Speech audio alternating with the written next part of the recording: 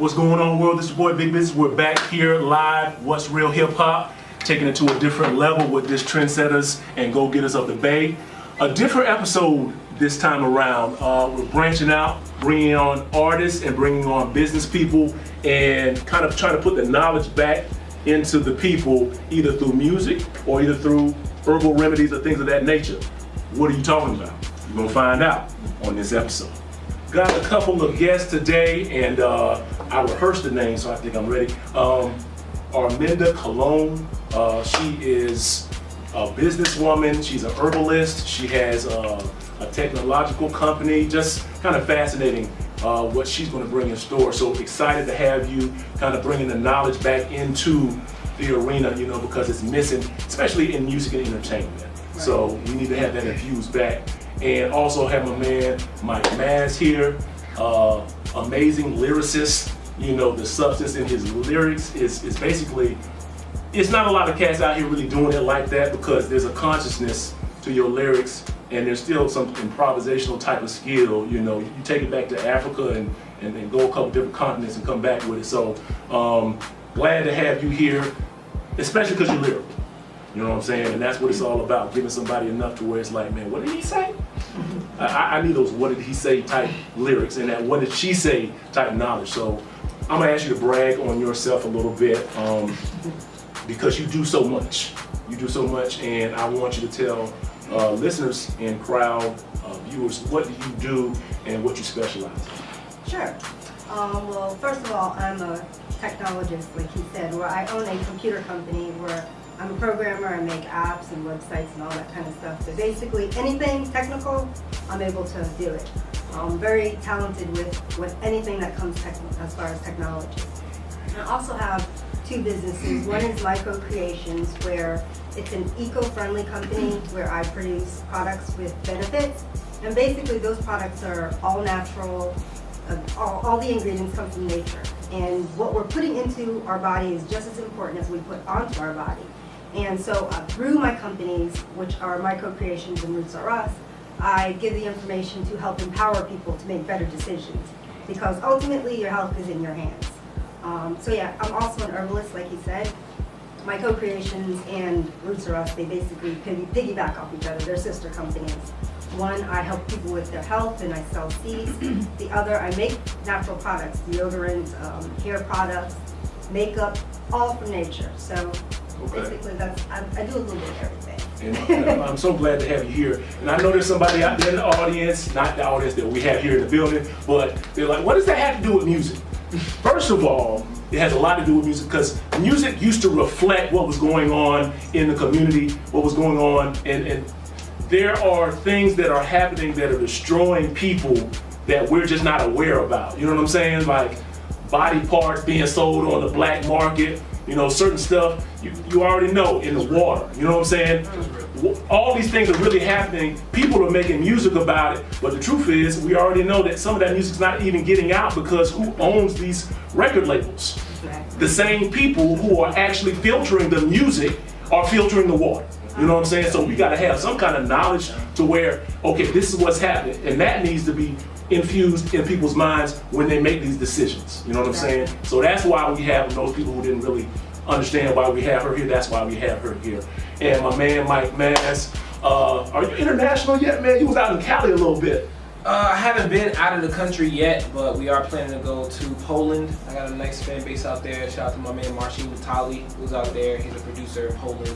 Right. We're gonna be going out there. I'm working on an album with him, all Gil Scott-Heron samples. And the single is actually Like That, which is the YouTube video that's on YouTube right now. Couple, 20-something thousand views right now. I would like to make that 100,000. You guys check that out. A businessman and an artist as well. You know, that's what we had to take to an international level. You know, people complain about the money not being here in this area. Well, sometimes you got to go get it. Let me get a little bit about how you started. How did you kind of become? So you had to look at things a little bit differently to get to the point you're at. Right. Well, basically, I got sick of going to the store and just accepting what they gave me. Like, I didn't want half of the crap that was in there. I started, you know, once our son was born, we started thinking like we want to do the best for him. So I started researching, finding out all these truths, which they don't tell us. They keep us in the dark about stuff that's really hurting us. And so I started to just empower myself to find out the truth. That's my ultimate goal, and to pass that truth on to people. So I started researching, reading my labels, finding out like, what is this? Why is this in here? Only to find out it was poison and it was really causing problems. So I just got to the point where I'm gonna start making my own stuff, and I'm gonna start connecting with people who know how to make theirs, bring it back to what it's supposed to be, bring it back to nature.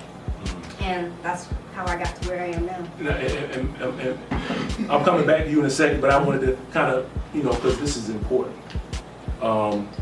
What are like 2 or 3 of the things that when you found out about what was being done, kind of changed how you viewed how you did that interaction? Like, for example, eating. Like, you might have had a favorite food, but then once you found out what was in it, you kind of like, wait a minute, I can't do this, or something of that nature. Right, well, I used to be a big fan of Snickers. Okay. And Doritos, and, you know, basically just everything we know as food. I was a big junk food person. And like I said, when I started doing the research, I started finding out that 99.9% of the ingredients were fake. They were created in a laboratory, chemicals. And like I said, I delved deeper into that, and to find out it was causing cancer, it's causing fibroids and tumors, and making us dumb mentally. I said, oh no, that's not gonna be me, that's not gonna be my child, and that's not gonna be anybody that I know.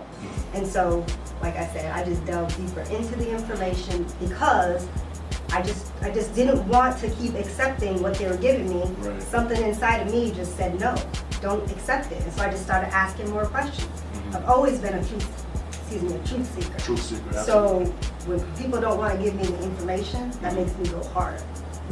And I just went so deep that I just kind of blew the lid off of everything, and I just said, oh, I'm not going to stop here. So it didn't stop with food. Yeah. But that's where it started because of our son. We wanted to do the best for him. And that kind of thing is crazy, because when people say stuff like genetic engineering, they're programming us. People say, oh, that's conspiracy talk, this and that and other, you know what I'm saying? But when you go to other countries and you see they don't have cancer, and then they have you know, lifespans that are going into the 90s and 100 years old, and then, you know, a black man can live, you know, 65 years. The Bible says 70. You should be happy. Like, you know what I'm saying? Like, why is that? Like, what are they doing over there? Right, Where they getting that extra 25 and good, not in wheelchairs. You know what I'm saying? Yeah, out in the yard. You know what I'm saying? You know, manicuring and stuff like that. So the tie is, you know, what they're putting in our ears on these radio stations. I hate to say it, it's hot trash. You know what I'm saying? It's hot trash. It's recycled baby food. Like real talk. You know what I'm saying? Because I grew up in a different era. I agree. I have something to say about this. And this is why I'm bringing it to you, because you bring in something totally different, and it's more like a secret that hadn't been told yet. You know what I'm saying? Yeah. And it's like, I want you to talk about how hard it was for you to not be like everybody else who's rapping.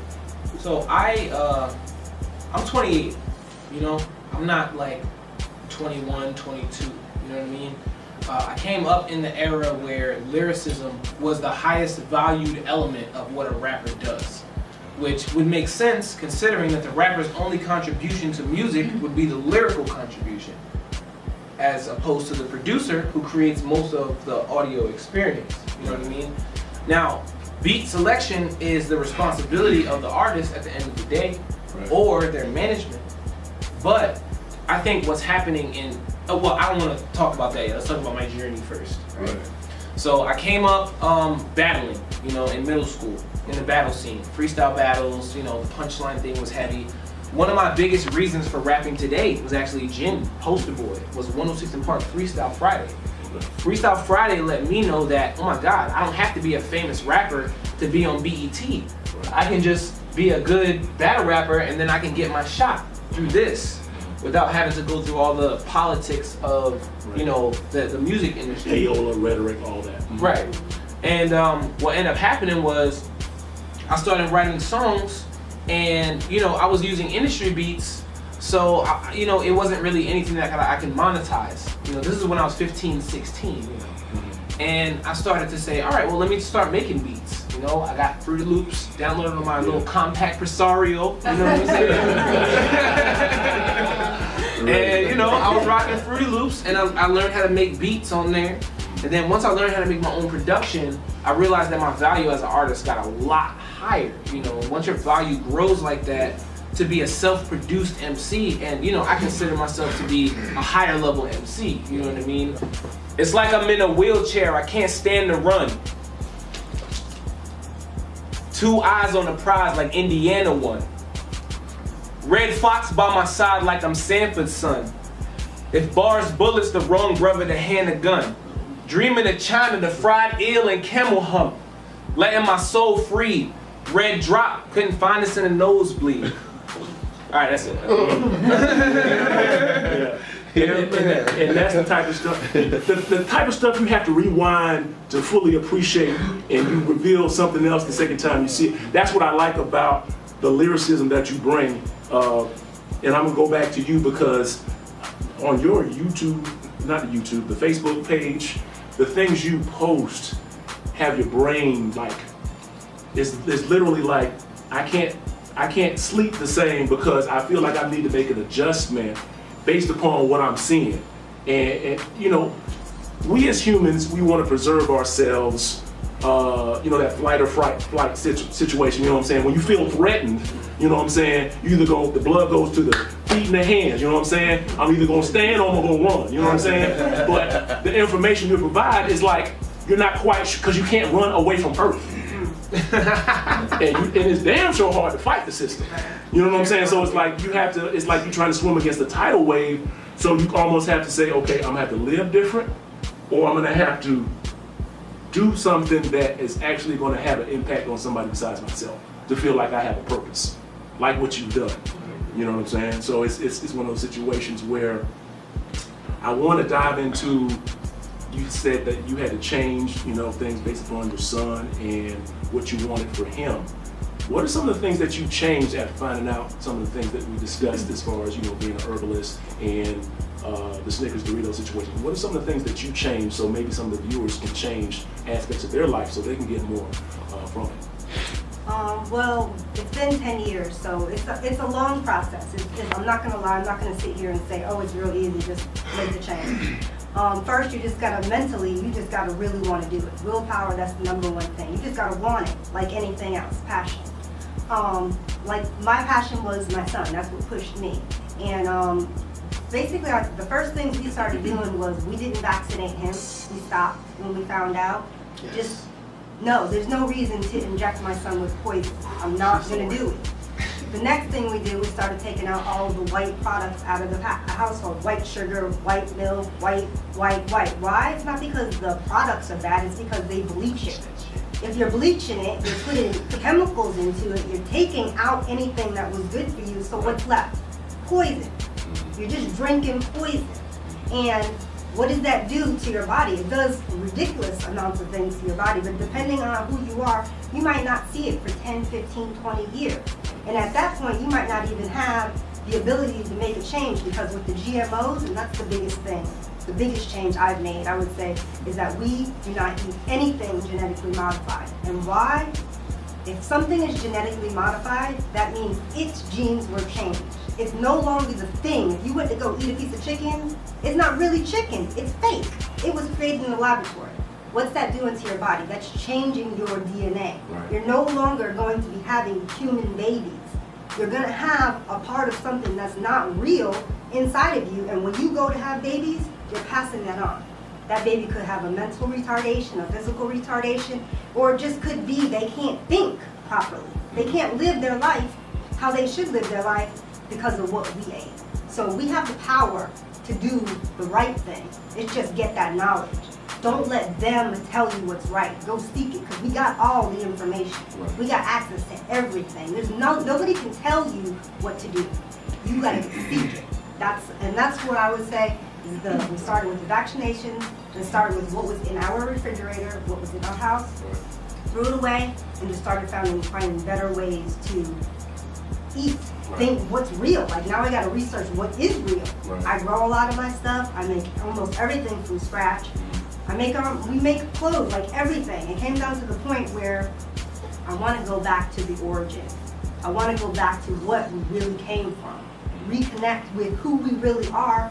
We can find that we have so much power if we stop giving it up. And it starts with the food. No doubt.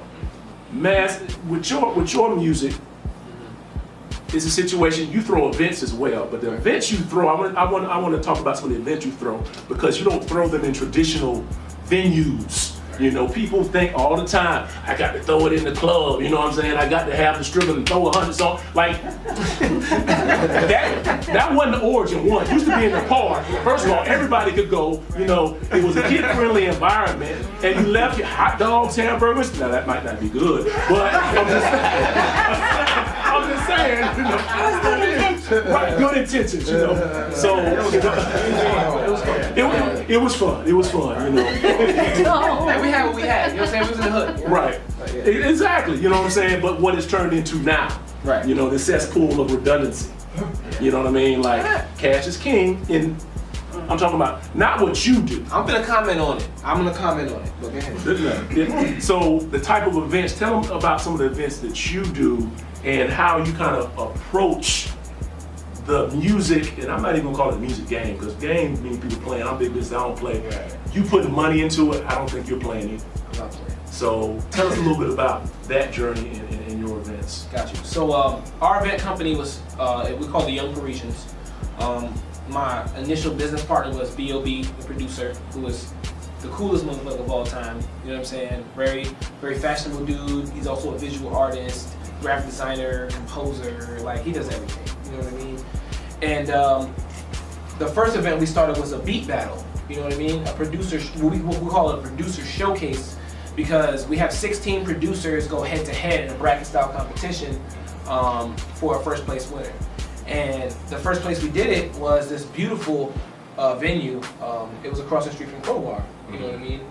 And what we try to do is we try to throw hip hop events in places where hip hop is not normally welcome, because that's the only way that we're going to push the boundaries of the perception of hip hop as dangerous or as, you know, a low income bracket of music, you know. And that's why we throw Wine and Rhyme, which is every first Monday at Nice, downtown Tampa. Wine and Rhyme is a gourmet cocktail, gourmet food event, you know what I mean? And it's free. You know, we do Asian fusion food there, old fashions, Moscow mules. These are cocktails in the realm of, you know, the cocktail culture, which is basically a culture of mixology. It's another avenue of expertise for anyone that wants to generate themselves a new interest or something like that. Right. You know, even wine, you know, it's Wine and Rhyme, so we promote the knowledge of wines and the knowledge of how wine is made and the process of how it's made. Right. And the different countries, you know, that contribute to the different tastes of wine. You know, what we're trying to do is we're trying to take our market, or the hip hop market, or what we like to refer to, or what they refer to as the urban market, because that's the politically correct way to refer to it as of right now. It's urban. To limit, to say, hey, this is where you belong. Don't, right. Don't escape that urban, part. meaning what urban means is people of color, quote unquote, right? And people who don't have a problem hanging out with people of color. That would refer to the urban market. The urban market, you know, it now includes, you know what I'm saying? So the urban market is the main demographic of every company's marketing plan right now. And that puts us in a position where we're like, oh, so you need our crowd, you need our fan base for your multi-million-dollar company to sell a 12-year Scotch whiskey that you have only been selling to people 50 and older for the last 40 years. You know what I mean? Right. We now have leverage from a business standpoint as a community, as a target demographic. You know what I'm saying? And because of that, we need people in our industry to step up and understand the business aspect of everything so that we can get the most out of this. Right. You know what I mean? And so that the most people can benefit from them using, I won't say using, but utilizing, I guess I'll say, to make it a little more polite, utilizing the culture that we create in our everyday pursuit of entertainment. You know what I mean? Our everyday pursuit of entertainment is so captivating, not just to Americans, but to the world over. Absolutely. And that's why the world over has emulated the hip hop culture from America, which is the culture that we personally create. You know what I mean? I created an event, or excuse me, I'm sorry. We created an event, the Young Parisians, that basically promotes interests that are not traditionally considered to be the interests of what our target demographic is. Right. So what that's going to do is it's going to create expertise in multiple fields, not just bartending, mixology, even gourmet food. You know what I mean? And we don't only feature hip hop artists at Wine and Rhyme. We do acoustic folk artists, and we do rock bands at Wine and Rhyme. We also feature a comedian and a spoken word artist. You know what I mean? So it gives an opportunity for every avenue of entertainment to be highlighted and showcased through our, through our method of promotion and through our network. A different event that someone could attend, you know what I mean? Or a different way of living, a different lifestyle where you can get the maximum out of food that you probably don't get, and you're paying, in some cases, more for the trash. Mm-hmm. You know, and that's one of those things that we have to, especially in this Bay Area, because this is what the foundation is, Right. To continue to educate and empower other people through platforms like this and your event and your websites and businesses, to where people start to say, you know what, I'm not going to Walmart every time I need something to eat. Right. Yeah. I can go to the fresh market. I can go to someone who has a garden and they've been growing it in their backyard and trust them enough because they didn't put pesticides on the food. Or I can go to Arminda's app and somebody will deliver it to me, like Uber Eats, because we are direct competitors with anything that's going on worldwide, because we have the power to do that. And as long as we have the power to do that, it's all about making sure that people are aware of our power to do that. And that is called marketing. On that note, I'm gonna leave last words, whatever you want to communicate in 30 seconds or less to the people, and tell them where they can find what you're doing.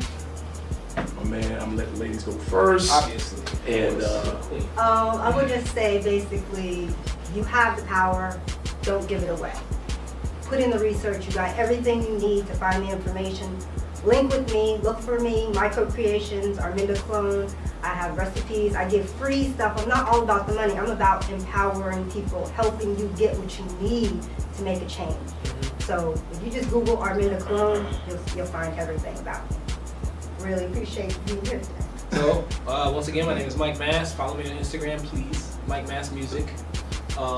Wine and Rhyme, the next edition is May 1st. This episode probably gonna come out after May 1st, probably, right? Every first Monday, at Anise Global Gastro Bar, 777 North Ashley Drive in downtown Tampa, right across the street from Curtis Hickson Park.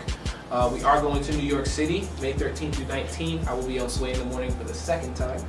And I will also be attending Toka Tuesdays with DJ Tony Touch, B- Radio with DJ Able D. Shout out to the whole Duck Down Records crew. And I will be bringing multiple Tampa artists with me to New York, and we'll be doing 2 events. One of them will be the Art of Rap, sponsored by Symphonic Distribution. Shout out to them, our parent label. And the other one will be a partnership with an artist named Yours Truly out in New York. Shout out to you, bruh. We can't wait to come up there and get it poppin'. Mike Mass. all right. Young Parisians.